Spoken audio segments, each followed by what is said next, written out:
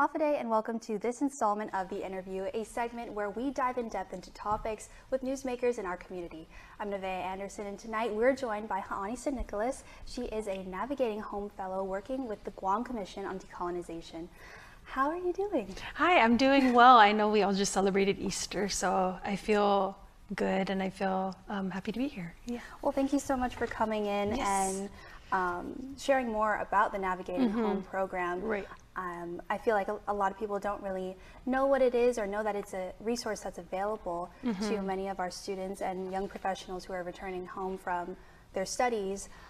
So just to begin, I'd love to jump off on that point and focus on your experience as a Navigating Home Fellow.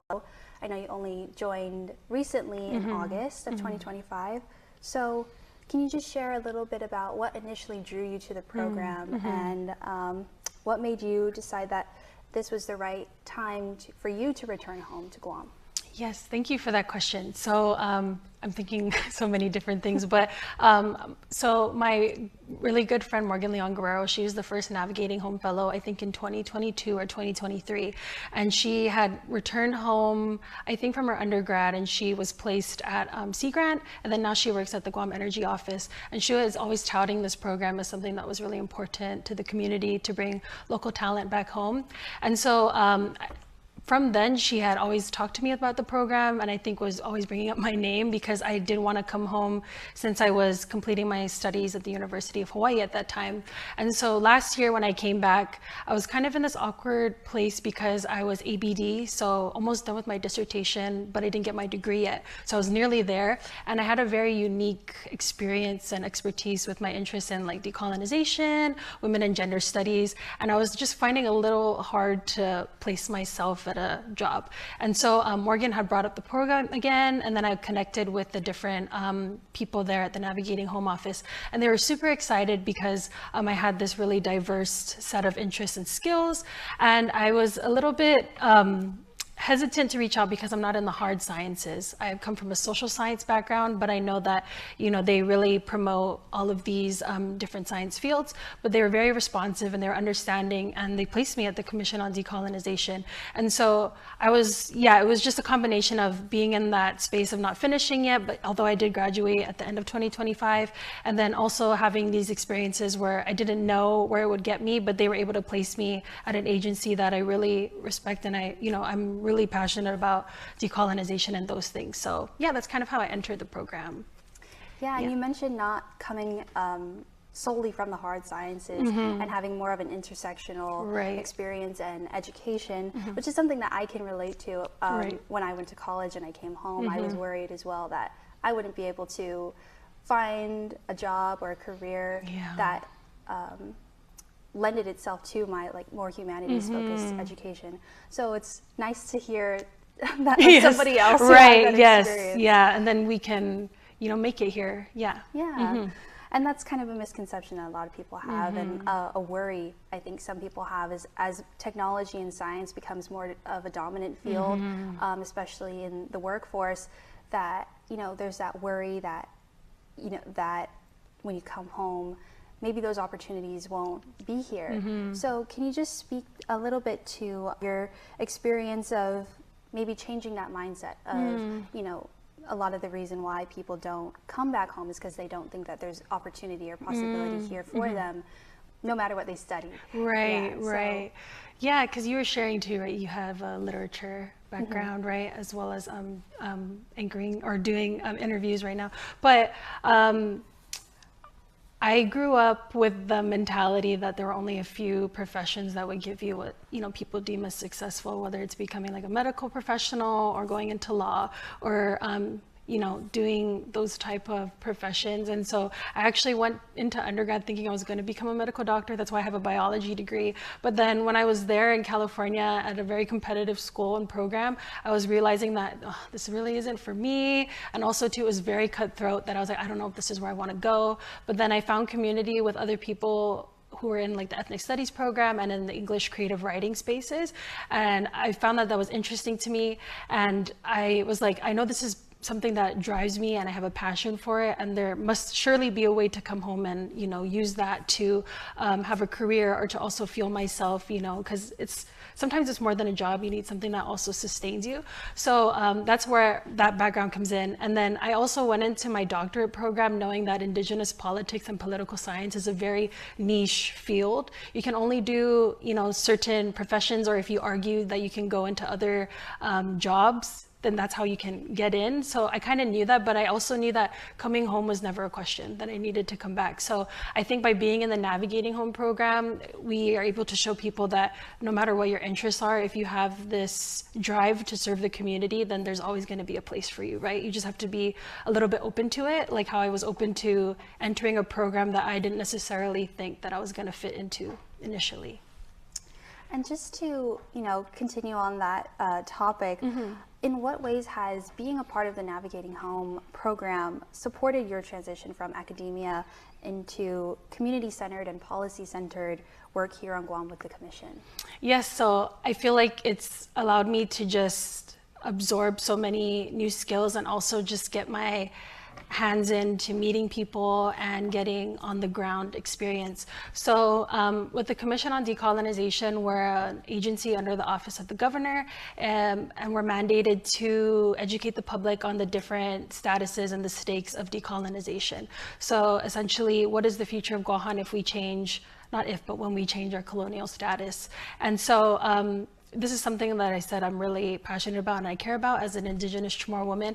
And so my team there at the agency has really just brought me in to do outreach, to create and draft testimony on relevant bills or measures that are coming up in the legislature by the governor.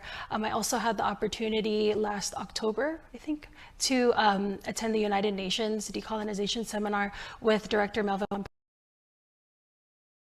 Opportunity to witness what it takes to advocate for Guahan on an international level, but also I was able to present testimony on the question of Guam, and so speaking in front of other dignitaries at that level. So I was able to get that experience there, and also locally by doing outreach, as I mentioned, by drafting testimonies. And recently, what I've been doing is I'm spearheading this project at the Guam Museum. We're going to be launching an exhibit that focuses on decolonization through the lens of grassroots organizing. So how Chamorros in the community have been pushing this issue for decades and centuries. And we're hoping to launch, I think, in the next week or so. But yeah, I've been able to just have my hands in so many things, both creative, public, and in government, right? Like just doing different things, and it's been really fulfilling. And also too, they're connecting me with so many different people that by the end of the fellowship term, I should have a really good chance of entering the workforce again. Yeah. And so I'm just curious to know, based on all of those projects and initiatives that you've been working on, what has the response been from the community about decolonization, or maybe they have learned something that they didn't know about our options for political status? Right. I feel like this particular iteration of the Commission on Decolonization under this administration has done such an effective job of educating the public, especially the youth. Since I started in August, I think we've done maybe almost 20 outreach events just for children who are in the public schools or also private high schools. But every time we speak with them, I think that back to my age when back to when I was their age, and I didn't really know much about decolonization. But then when we speak with them, they're so proficient and they know so much more. You know, when we go there, you think we're going to teach them something, but they're actually just kind of reiterating things that they already know and we know. So it's really refreshing to see that among the community. And then also too, there's the occasional folks that we speak with who have, you know, really no idea of what it means. And so when we talk to them about it, they're very receptive, or they're open to dialogue. And I think that's always important, even if they don't agree with the stances we take, just being able to be open to having a conversation about it. So I think it's been pretty positive so far. And that's good to hear, you know, that more people are getting more involved, because this is a generational issue, as you mentioned, that, you know, ideally we would like to solve at the end of our lifetime. Right. Guam's auto appearance specialist, Elegant Reflections, has been providing the automotive industry with professional detailing and car care products at its highest quality, from complete detailing, full interior detailing, exterior detailing, headlamp restoration, hand washing, seat and carpet shampoo, engine degreasing, undercarriage cleaning, paint sealant, fabric protection, paint oxidation removal, and so much more. Visit us at our new location. Call 646-5555 for an appointment. Elegant Reflections, Guam's auto appearance specialist, over 20 years of experience. Sure, there's places Taco Bell's crispy chicken nuggets haven't been, but now the inside of a Crunchwrap slider isn't one of them. The new crispy chicken Crunchwrap slider with creamy chipotle or jalapeno honey mustard inside. A brand new classic, only at Taco Bell. You mentioned also that this will give you a good foundation to re-enter the workforce or enter the workforce.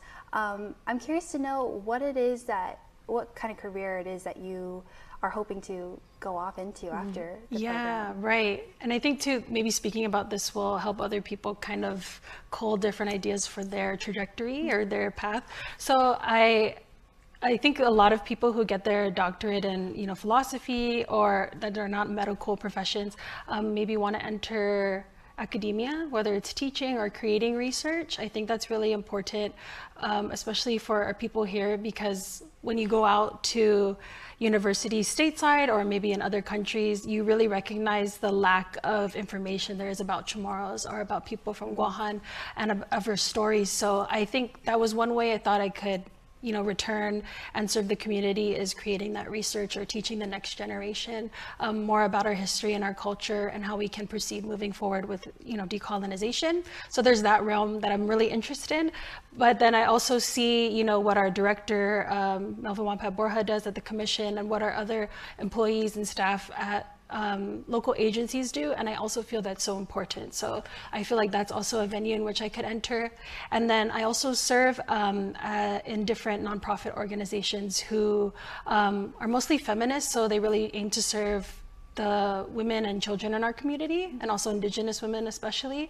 And so I think that's another way in which we can help our community in the system, is trying to get different grants or different funding for programs that can serve in ways that maybe other people are not doing yet. So I think those are potential ways in which I would want to, develop my career moving forward. I'm pretty much open to whatever at this point. The world is your oyster. Exactly, yeah. I'm, because like I was saying earlier, you never really know unless you put yourself out there. And so I think just by saying yes to a lot of these programs, it opens so many doors. Yeah. Right. And that's part of, I think, ties into like the barriers that people may perceive about coming home after college or not seeing the opportunities here. It's part of it is pushing to say yes, and maybe even being the one to create those opportunities here, because we need a lot of that too as well, not just to support the agencies we currently have, but to maybe innovate. Right. Exactly. Yeah. If I could say too, something that I was thinking about when we were, just talking, and it relates to decolonization and also this brain drain issue, is that I truly believe that we have everything we need here at home, whether it's the local workforce, whether it's resources to become the professionals we want to be.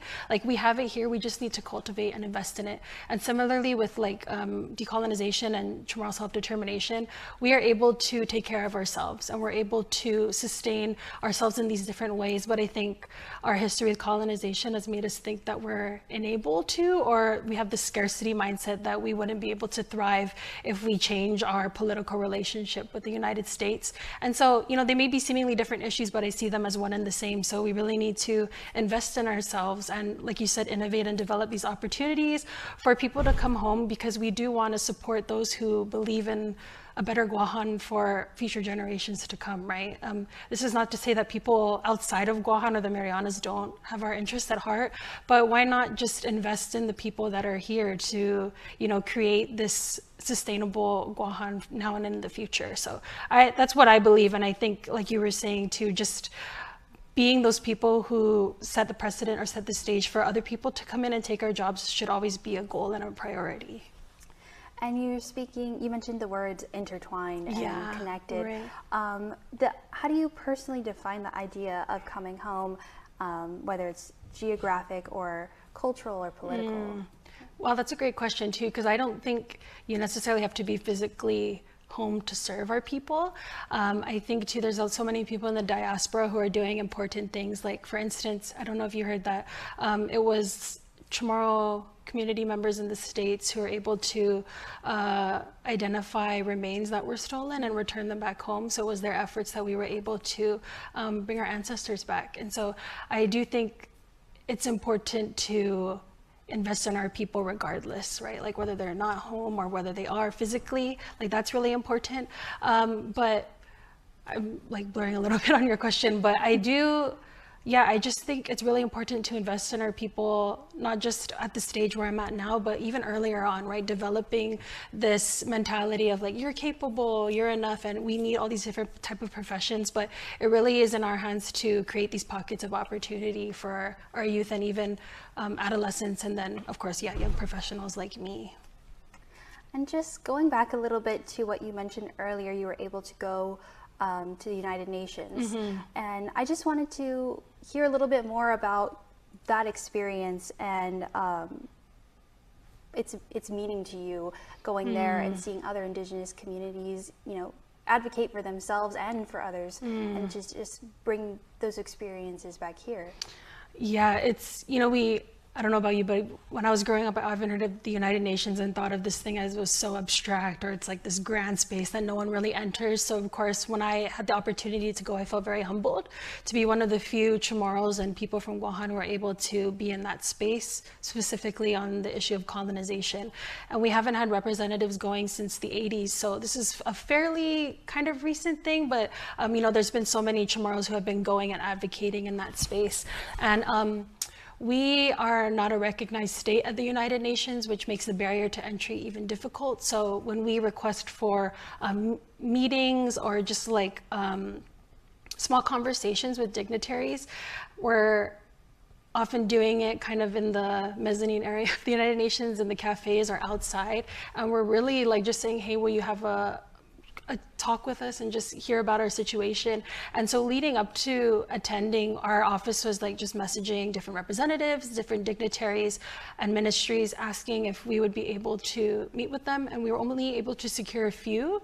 But I was able to accompany Director Melvin Wampet Borja on so many of these, and just seeing, these conversations take place and how hard we have to fight to be seen and heard was very sobering. And I think a lot of people don't know how much effort it takes, like being in that space and advocating for us in that way. So that was very, like I said, very humbling. And then when I was able to petition, I thought it was such a great opportunity to speak and give voice on an issue that matters to so many of us. But it was also a little bit frustrating because we continue to show up every year at these different seminars and forums saying the same thing, and we're often just reiterating things that were said by our ancestors and people before us. So it's frustrating in that vein, but then like I said, it's very important for me, and it's a responsibility that I and those who go carry to like ensure that we say what we need to say there and get it out to the wider community. And we're also able to connect with people who go there and who have similar struggles and issues,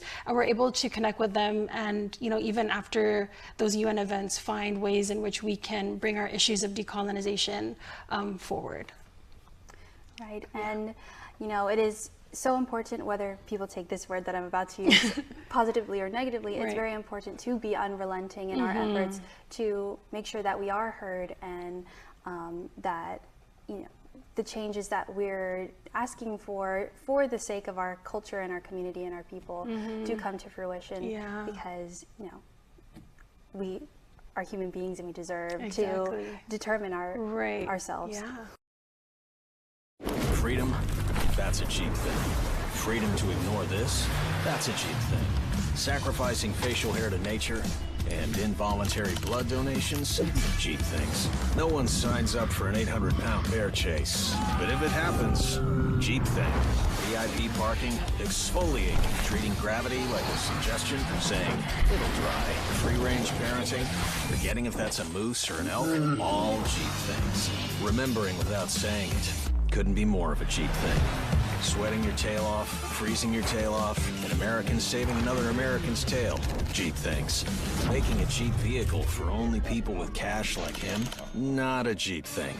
Or confusing capability with unaffordability? No, not a Jeep thing. Making adventure affordable? Now that's a Jeep thing. So we're bringing you more Jeep things this year, because Jeep things should be everyone's thing. Just continuing on this path of our conversation, I just wanted to ask, what do you think, just through your work so far, what do you think needs to change, whether it's structurally, economically, or culturally, to make returning home or to make realizing our efforts for self-determination more viable and more possible of an option to our people? Wow, yeah.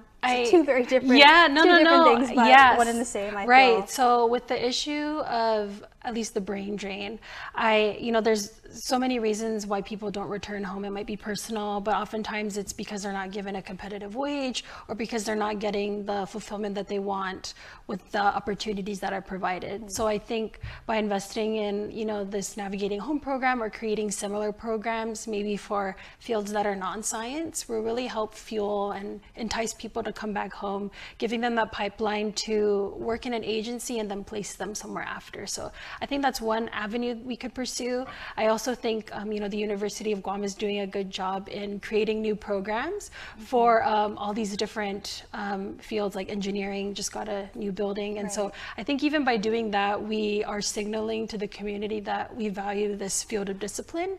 And then from there, surely people will create jobs from that. So that's another way. And then I also think, in the other question you asked for self-determination and what are the issues in advancing that particular struggle.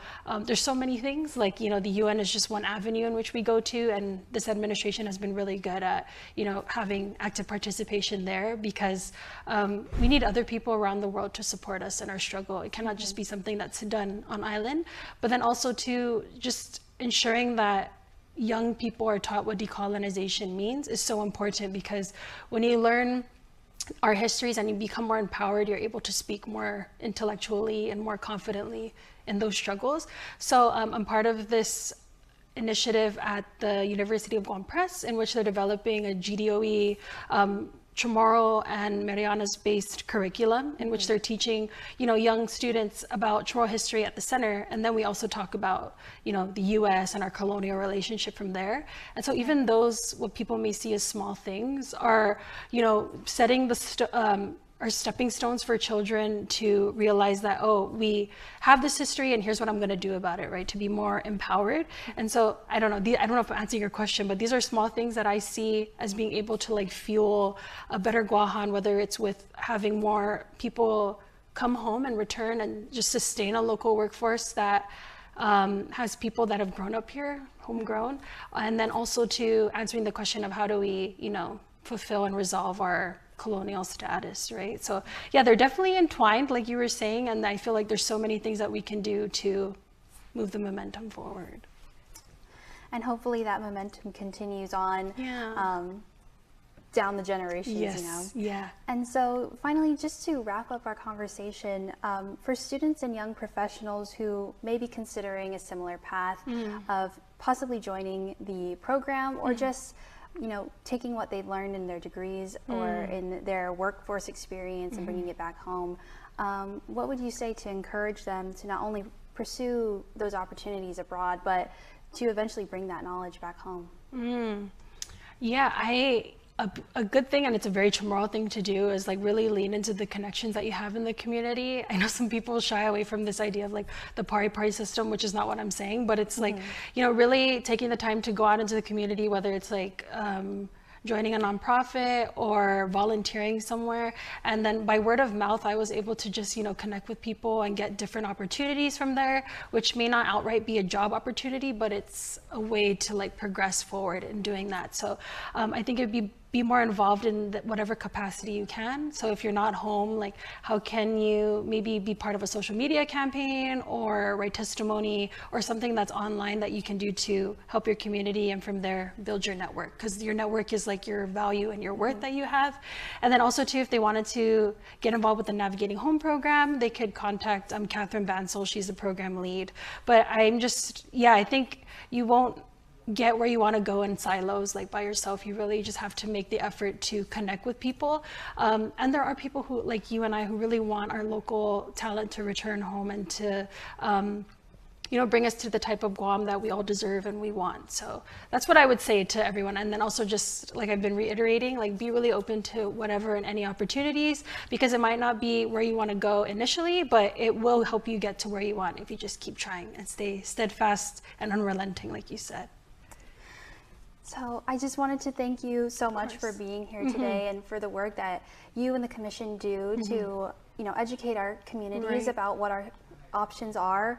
You know, everyone can make their own choices for themselves, and so it's important that they have that base knowledge. And I'm just really excited to see what you do next, and I'm happy to see another Chamorro woman come home and bring knowledge back and just use it to better our communities. Thank you so much. Thank you for being here. Yeah. And that wraps up our primetime show. Thanks for watching. Have a safe evening.